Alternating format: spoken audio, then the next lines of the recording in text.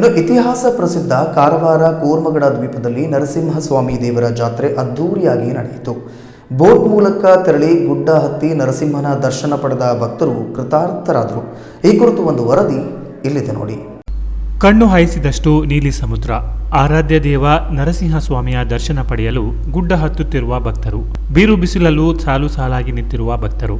ಇದು ದೃಶ್ಯ ಕಂಡು ಬಂದಿದ್ದು ಕೂರ್ಮಗಡ ನರಸಿಂಹಸ್ವಾಮಿ ದೇವರ ಜಾತ್ರೆಯಲ್ಲಿ. ಪ್ರತಿ ವರ್ಷದಂತೆ ಈ ವರ್ಷ ಕೂಡ ನರಸಿಂಹ ದೇವರ ಜಾತ್ರೆ ಅದ್ದೂರಿಯಾಗಿ ನಡೆಯಿತು. ಸಾವಿರಾರು ಭಕ್ತರ ಉದ್ಗಾರ ಘೋಷಗಳೊಂದಿಗೆ ನರಸಿಂಹ ದೇವರನ್ನ ಕೂರ್ಮಗಡ ಐಲ್ಯಾಂಡ್ಗೆ ಕರೆತರಲಾಯಿತು. ವರ್ಷಕ್ಕಿಂತ ಈ ಬಾರಿ ಸಾಕಷ್ಟು ಭಕ್ತರು ಆಗಮಿಸಿದ್ದು ಐಲ್ಯಾಂಡ್ಗೆ ಭಕ್ತ ಸಾಗರ ಹರಿದು ಬಂತು. ದೇವರ ಹರಕೆಗೆ ಬಾಳೆ ಕೊನೆಗಳು ಭಕ್ತರ ಕೈಯಲ್ಲಿ ರಾರಾಜಿಸಿದವು. ಎಲ್ಲರಿಗೂ ನಮಸ್ಕಾರ. ಪ್ರತಿ ಒಂದು ವರ್ಷದಂತೆ ಈ ವರ್ಷನೂ ಜಾತ್ರೆ ಹಾಗೆ ಮಾಡಿದ್ದಾರೆ. ನಾವು ಬೆಳಿಗ್ಗೆ 5 ಗಂಟೆಯಿಂದ ಮನೆಯಿಂದ ಅಲ್ಲಿ ಕಡವಾಡದಿಂದ ತಂದು ಬೋಯಿವಾಡ ಬರ್ತದೆ 8-8:30 ತನಕ. ಅಲ್ಲಿ ಭಾಳ ಜನ ನಮ್ದು ಆರತಿ ಮತ್ತು ತೆಂಗಿನಕಾಯಿ ಎಲ್ಲ ಹೊಡೆದು ಬಿಡ್ತದೆ.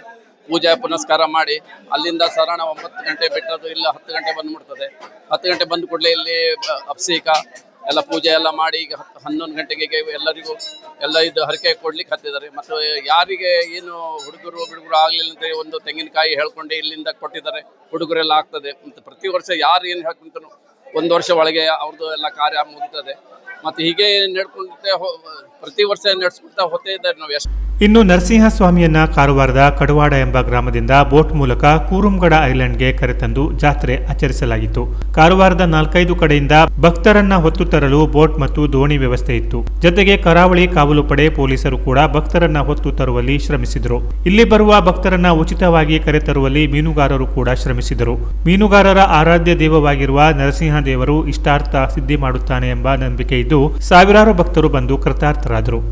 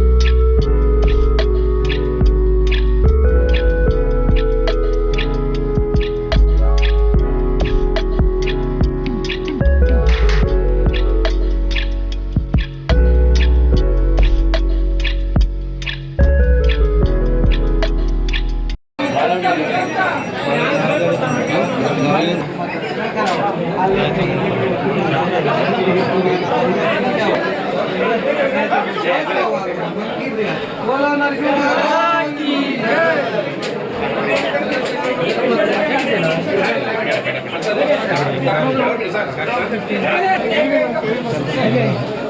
ಇದು ಕುರುಮಗಡಲ್ಲಿ ನರಸಿಂಹದೇವರದ ಜಾತ್ರೆ ಪ್ರತಿ ವರ್ಷ ಹಾಗೆ ಈ ವರ್ಷ ಕೂಡ ಆಯೋಜಿಸ್ತಾ ಇದ್ದಾರೆ.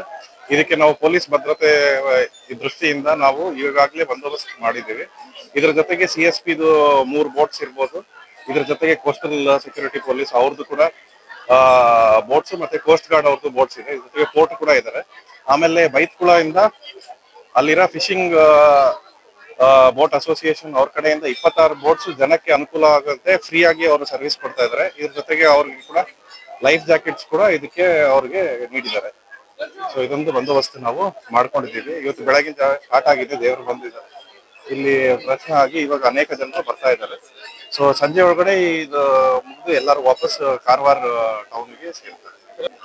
ಸೊ AC ಅವರು ಅಸಿಸ್ಟೆಂಟ್ ಕಮಿಷನರ್ ಅವರ ಅಧ್ಯಕ್ಷತೆಯಲ್ಲಿ ಇವಾಗಲೇ ಮೀಟಿಂಗ್ ಮಾಡಿ ಇದ್ರ ಬಗ್ಗೆ ಏನೇನು ಅರೇಂಜ್ಮೆಂಟ್ಸ್ ಅವ್ರು ಮಾಡಿದ್ದಾರೆ. ಸೊ ಲಾಸ್ಟ್ ಅದೊಂದು ಇನ್ಸಿಡೆಂಟ್ ಆದ್ಮೇಲಿಂದ ಇದುವರೆಗೂ ಯಾವ್ದು ಇನ್ಸಿಡೆಂಟ್ ಆಗಿಲ್ಲ. ಅದ್ರಲ್ಲಿ ಏನ್ ಬೆಸ್ಟ್ ಪ್ರಾಕ್ಟೀಸಸ್ ಏನ್ ಫಾಲೋ ಮಾಡಿದೀವಿ ಅದು ಕೂಡ ನಾವು ಈ ಸತಿ ಮಾಡಿದೀವಿ. ಏನಂದ್ರೆ ಒಂದು ಕ್ಯೂಯಿಂಗ್ ಸಿಸ್ಟಮ್ ಮಾಡ್ಕೊಂಡಿದೀವಿ. ಬೇರೆ ಇನ್ಯಾವ್ದು ಕಡೆಯಿಂದನೂ ಬೋಟ್ಸ್ ಪ್ರಾರಂಭವಾಗದೆ ಒಂದೇ ಕಡೆ ಬೈತ್ಕುಲಲ್ಲಿ ಮಾಡಿ ಇವ್ರು ಪರ್ಷಿಯನ್ ಬೋಟ್ ಅಸೋಸಿಯೇಷನ್ ಅವ್ರದ್ದು ಸಹಾಯ ತಗೊಂಡು ಫ್ರೀ ಬೋಟ್ ಸರ್ವಿಸ್ ಮಾಡಿರೋದ್ರಿಂದ ಕ್ಯೂಯಿಂಗ್ ಸಿಸ್ಟಮ್ ಎಲ್ಲಾ ಜನರು ಬೈತ್ಕುಳ ಪೋರ್ಟ್ಗೆ ಬಂದು ಅವ್ರು ಅಸೆಂಬಲ್ ಆಗಿ ಅಲ್ಲಿ ಶಾಮಿಯಾನ ಹಾಕಿ ಚೇರ್ಸ್ ಹಾಕಿ ವೇಟಿಂಗ್ ಮಾಡಿ ಕ್ಯೂಯಿಂಗ್ ಮಾಡಿ ಅವ್ರ ಪ್ರತಿಯೊಂದು ನೋಟ್ಬುಕ್ ಅಲ್ಲಿ ಕೂಡ ರಿಜಿಸ್ಟರ್ ಎಂಟ್ರಿ ಮಾಡಿ ಎಷ್ಟು ಜನ ಬರ್ತಾ ಇದಾರೆ ಎಷ್ಟು ಜನ ಹೋಗ್ತಾ ಇದಾರೆ ಅಂತ ಮಾಡಿ.